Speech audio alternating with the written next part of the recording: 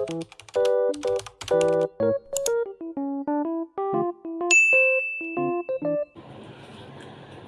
Back to premature baby series. आज के video में हम लोग डिस्कस करेंगे कि हमें अपने बेबीज़ के साथ ऐसे कौन से स्टेप्स हैं जो नहीं लेने चाहिए ताकि हम उनको टाइमली रैशेस और लूज मोशन से सेव कर सकें। चलें जी, वीडियो को स्टार्ट करते हैं। पहले हम लूज मोशन के पॉइंट को डिस्कस करते हैं और उसके बाद हम रैशेस को भी कवर करते हैं। लूज मोशंस बच्चों को लगने की वजह से रैशेस होते हैं। उसके लिए जैसा कि आपको पता है कि बच्चे जब बॉर्न होते हैं फर्स्ट मंथ में बच्चों की स्किन बहुत एक्स्ट्रा डेलिकेट होती है, तो उसके लिए आपने ये ध्यान रखना है कि बच्चों को आपने बहुत ज़्यादा वाटर एक्सपोजर नहीं देना। आप बच्चों को फर्स्ट मंथ में आपको शावर देने की ज़रूरत नहीं है कि बच्चे बहुत ज़्यादा डेलिकेट होते हैं और उनकी स्किन पे जब आप वाटर एक्सपोजर डायरेक्टली करते हैं तो उससे उनको मोशन लगने के चांसेस बढ़ जाते हैं, क्योंकि उनका टेम्परेचर बॉडी का जो है वो ठंडा गर्म होने से मोशंस की तरफ बच्चा जा सकता है और उसको मोशंस लग सकते हैं। इसलिए आपने इस चीज़ का ख्याल रखना है कि बेबी के फर्स्ट मंथ में आप शावर देने से ज़रा परहेज़ करें बच्चों को। और बच्चों को अगर आपको डायपर चेंज करना है तो उसको डायरेक्ट वाटर के एक्सपोजर से भी बचाएं। आप जैसे कि मैंने पहले बताया था, आप कॉटन के साथ कॉटन को पानी में सोक करके आप बेबी को क्लीन कर सकते हैं। नीम गर्म पानी से बेबी को क्लीन कर लीजिए और उसके स्किन पे बहुत ज़्यादा, उसकी टांगों को आपने बहुत ज़्यादा बचाना है। अगर बेबीज़ को शावर देना बहुत ज़्यादा ज़रूरी है तो इसके लिए आपको ये करना है कि आपको अपने बेबी को, मेरा बेबी इस टाइम 4 मंथ्स का होने वाला है तो मैंने उसको अब स्टार्ट करवाना शुरू किया है। 3rd मंथ से लेकर 4th मंथ तक मैंने उसको स्टार्ट करवाना शुरू किया है शावर देना once in a week only.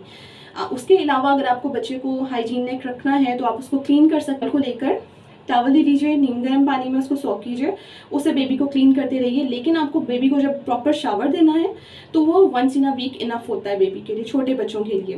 Premature बच्चों को आप शावर दे सकते हैं 3 से 4 मंथ में वंस इन अ वीक। और अगर आपका बेबी जो है वो अपने टाइम पर ही डिलीवर हुआ है तो आप उसको 2nd मंथ में ये प्रोसेस कर सकते हैं। जो बच्चे स्पेशली मदर फीड पर होते हैं उसके लिए, जो मेरी मदर मुझे बहुत ज़्यादा बात समझाती थी मेरे फर्स्ट बेबी के टाइम पर, कि आपने जब भी मैं खुद शावर लेकर आऊँगी आपने बेबी को फ़ौरन ही फीड नहीं देना। इससे होता ये है कि जब आप खुद शावर लेकर आते हैं, हमारा मदर्स का जो बॉडी टेम्परेचर है वो ठंडा हो जाता है उस टाइम। और अगर आप बेबी को ठंडा फीड करवाएंगे, ठंडा फीड देंगे तो उससे बच्चों में चेस्ट के इश्यूज़ बहुत ज़्यादा हो जाते हैं और वो बाद में बहुत ज़्यादा प्रॉब्लम करते हैं। इसीलिए ये है कि आप पहले शावर लेने के बाद आप कुछ नीम गर्म दूध लें, साथ में आप बॉयल एग ले सकते हैं। आप पहले खुद खाना खा के अच्छी तरह आपका जब स्टमक फुल हो जाए तकरीबन अपने आप को रेस्ट दें 15 से 20 मिनट्स का। अगर आपका बेबी बहुत ज़्यादा भी रो रहा है, आपने उसको फीड नहीं देना है, आप उसको कोशिश करें कि डाइवर्ट कर लें किसी भी तरह से। आपने कोशिश करनी है कि 15 से 20 मिनट्स का अपने आप को गैप दें।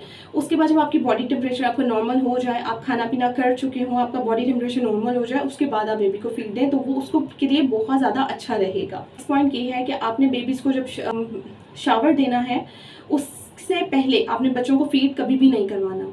आप पहले बच्चों को शावर दीजिए और जब बच्चे, उसके बाद आप उसको प्रॉपरली, जब वो बच्चा क्लीन हो जाएगा आप उसको प्रॉपर क्लोथिंग में ले आएंगे, उसको स्वेडल कीजिए। आप किसी भी कॉटन शीट में बच्चों को रैप कर सकते हैं। उसके बाद अगर आप उनको फीड देंगे तो वो बहुत साउंड स्लीप लेंगे, बहुत ज़्यादा काम रहेंगे, बहुत ज़्यादा उनके लिए, उनकी हेल्थ के लिए बहुत ज़्यादा अच्छा रहेगा अगर आप उनको इस तरह से शावर के बाद फीड देते हैं। शावर से पहले अगर आप फीड देंगे तो वो बॉडी टेम्परेचर फिर अप एंड डाउन होने की वजह से बच्चों को मोशन लग सकते हैं। जब भी आपको बेबी का डायपर चेंज करना है कोशिश कीजिए कि आप उससे पहले उसको फीड ना करवाएं। जब आपने बच्चों का डायपर चेंज करना है कोशिश करनी है कि बेबी का डायपर चेंज करने के बाद उसको फीड दें, क्योंकि अगर आपने बेबी का स्टमक अभी फिल किया है उसके बाद आप उसको फीड दे रहे हैं, नो डाउट कि इसमें बच्चा रोता नहीं है अगर आप उसको फीड देने के बाद डायपर चेंज कर रहे हैं। लेकिन इसका एक ड्रॉबैक ये होता है कि जब आप पूरा उसका टमी फुल कर देंगे उसके बाद आप उसको उसका डायपर चेंज करेंगे, जैसे ही आप उसकी लेग्स ऊपर करेंगे या ऑब्वियसली थोड़ा सा टाइम वो उसकी लेग्स ऊपर रहेंगी तो दूध जो है वो वापस उसके मुंह की तरफ जाना शुरू हो जाता है, जिससे कि वो जो उसने फीड दिया होता है वो बाहर निकालना शुरू हो जाता है।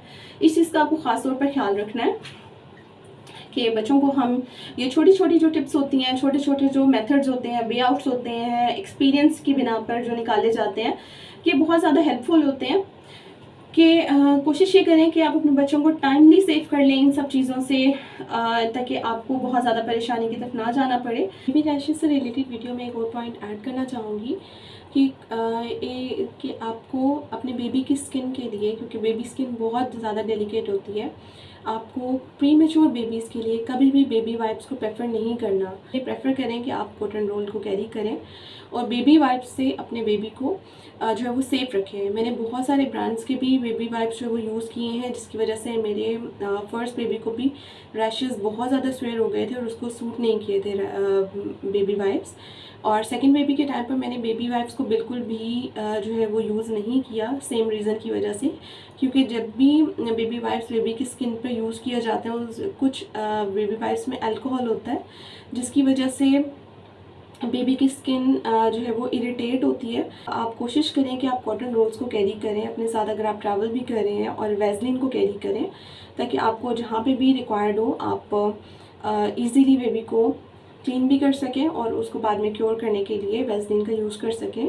तो आपके बेबी को रैश होने का डर जो है वो आपको बिल्कुल आपकी लाइफ से ख़त्म हो जाएगा। आपने जब भी अपने बच्चों को डायपर चेंज करना है, आपने उनको डायरेक्टली फ़ैन या डायरेक्ट एयर के एक्सपोजर में, रूम कूलर है, एसी है, फ़ैन है, उसके डायरेक्ट एक्सपोजर से बचा के रखना है। कोशिश कीजिए कि अपने रूम कूलर को, फ़ैन को या एसी है तो उसे कुछ देर के लिए ऑफ़ कर दें। जब आप बच्चों को प्रॉपर्ली रैप कर लें, उसके बाद आप जो है वो दोबारा से इन फैसिलिटीज़ को यूज़ कर सकते हैं। क्योंकि जैसे ही आप डायपर चेंज कर रहे हैं, अभी आपका बेबी जो है वो डायरेक्ट पानी के एक्सपोजर से अगर होकर आया है, आपने उसको वॉश किया है अच्छे से पानी से, उसके बाद अगर आप उसको फ़ैन के नीचे लेकर आ रहे हैं तो उसके लिए इंतहाई हार्मफुल है, जिससे उसका body temperature up and down होगा, उसको लूज मोशंस लग सकते हैं। तो जो बॉडी पार्ट है उसका, लेग्स हैं स्पेशली, जो क्योंकि वो डायरेक्ट एयर के एक्सपोजर से बहुत ज़्यादा वीक हो जाती हैं, आपने इस चीज़ का ख्याल रखना है। कोशिश करें कि जब भी आप डायपर चेंज करें, बच्चों की टांगों पर हल्का सा ऑयल, सरसों के तेल का मसाज ज़रूर कर दें, या किसी भी लोशन का मसाज आप कर सकते हैं। मसाज करने के बाद बेबी को रैप कर लें अच्छी तरह से, तो वो एक साउंड स्लीप लेगा और वो जो है वो मोशंस और body temperature up and down होने की वजह से जो लूज मोशंस लगते हैं उनसे सेव हो जाएगा। और अगर आपका बेबी लूज मोशन से सेफ रहेगा तो वो रैशेस की एक मेजर प्रॉब्लम से बहुत ज़्यादा सेफ हो जाएगा। इसके अलावा अगर मैं आपको इन शॉर्ट मैं आपको अपने बेबी का जो है वो बताना चाहूँगी एट द एंड कि ये सारे जो पॉइंट्स मैंने आपके साथ डिस्कस किए वो क्यों ज़रूरी हैं। उसकी रीज़न ये है कि मेरा बेबी प्रीमेच्योर था, उसको जब उसके साथ मुझे लूज मोशंस का बहुत ज़्यादा इशू आया स्टार्ट में, फर्स्ट मंथ में उसको लूज मोशंस बहुत ज़्यादा थे कि वो पहले, जैसा कि मैंने आपको अपनी लास्ट वीडियो में बताया कि 2 दिन तक उसने स्टूल पास नहीं किया, उसके बाद उसको लूज मोशंस लग गए, जिसमें वो जैसे ही फीड लेता था वो लूज मोशन कर देता था, जैसे ही वो बॉटल फीड या मदर फीड लेता था वो लूज मोशन कर देता था, मतलब उसके अंदर कुछ ठहर नहीं रहा था। उसकी रीज़न जो मुझे समझ में आई वो ये हो कि उसके body temperature up and down हो रहा था, या वो बहुत डेलिकेट था और उसको समझना मेरे लिए मुश्किल हो रहा था। ऑब्वियसली मेरी मदर की बहुत ज़्यादा सपोर्ट, बहुत ज़्यादा हेल्प रही है उसको अभी 4 मंथ तक पहुंचाने में मेरे साथ। लेकिन ये है कि बहुत सारी चीज़ें एज अ मदर ख़ुद भी आपको ऑब्जर्व करनी होती है अपने बच्चों को सेफ़ रखने के लिए इन सब चीज़ों से। तो इस पर अगर आप टाइमली ध्यान दे देंगे तो आपके लिए बहुत ज़्यादा सेफ हो जाएगा, क्योंकि प्रीमेच्योर बच्चों को ना ही आप कोई मेडिसिन दे सकते हैं। हम हॉस्पिटल्स भी जाते रहे हैं उसके लूज मोशंस के प्रॉब्लम में, क्योंकि दिन में वो 8 से 10 दफ़ा लूज मोशन कर रहा था और हमने बहुत ज़्यादा हॉस्पिटल्स के चक्कर लगाए हैं। और एट दी एंड हॉस्पिटल की तरफ से भी हमें कोई मेडिकेशन प्रॉपर नहीं दी जाती थी, क्योंकि बहुत छोटा था, उसका वेट गेन बहुत ज़्यादा स्लो था। वो उसका वेट जब वो बॉर्न हुआ तो 1.5 kg था, जो कि बहुत ज़्यादा कम है, जिसकी वजह से उसको ना ही हम टाइमली वैक्सीनेशन करवा सके, इवन कि उसको बर्थ इंजेक्शन भी उस टाइम नहीं लग सका, क्योंकि वो बहुत ज़्यादा छोटा था। उसका वेट गेन या उसकी इतनी ज़्यादा इम्यूनिटी नहीं थी उस टाइम कि उसको ये चीज़ें हम प्रॉपर वैक्सीनेशन की तरफ या पोलियो ड्रॉप्स की तरफ आ सकते। सो आपने अपने बच्चों को एट दी एंड, मेरा मकसद ये है अपने बेबी की एग्जांपल आपके सामने शेयर करने का, कि अगर आपके बच्चे को इस तरह से आप टाइमली सेव कर लेंगे तो आप अपने बच्चों को बहुत सारी प्रॉब्लम से बचा सकते हैं। क्योंकि अगर आप इन चीज़ों की तरफ जाएंगे तो आपके पास मेडिकली इन चीज़ों का कोई सोल्यूशन नहीं है। आप बच्चों को लूज मोशन से रोकने की कोई मेडिकेशन नहीं दे सकते हैं, और फर्स्ट मंथ में तो बच्चों को कोई मेडिसिन दी जाती भी नहीं है। अगर वो मदर फीड पर हो तो मदर कोई ऐसी चीज़ खा पी सकती हैं जिसकी वजह से बच्चों को लूज़ मोशन जो है वो रुक सके, ताकि थोड़ी बहुत इनटेक उसके अंदर जाती रहे मेडिसिन की। जो बहुत ज़्यादा आप हैवी डोज या हैवी इनटेक है उससे आप बच्चे को सेव कर लेते हैं। एट द एंड मैं आपको यही कहना चाहूँगी कि अपने बच्चों को सेफ रखें, गर्म सर्द होने से बचा के रखें, ताकि आपको इन सारी प्रॉब्लम से ना गुजरना पड़े। आपका ढेर सारा शुक्रिया कि आपने टाइम निकाल कर अपना कीमती वक्त देकर मेरी वीडियो को वॉच किया। इस तरह की मज़ीद वीडियोस देखने के लिए प्रीमेच्योर बेबी सीरीज़ को ज़रूर सब्सक्राइब कीजिएगा, क्योंकि इतनी ढेर सारी मेहनत के बाद इतनी सारी इन्फॉर्मेशन को सम अप करके जो मेरा एक्सपीरियंस है अब तक का, मेरे मदर हो के 3 इयर्स का जो सम अप है वो मैं आपके साथ शेयर कर रही हूँ, ताकि आपको कहीं ना कहीं ये चीज़ें हेल्प आउट हो सकें। बहुत शुक्रिया, अपना ख्याल रखिएगा ढेर सारा और दुआ में याद रखिएगा। Thank you so much. Allah हाफिज़।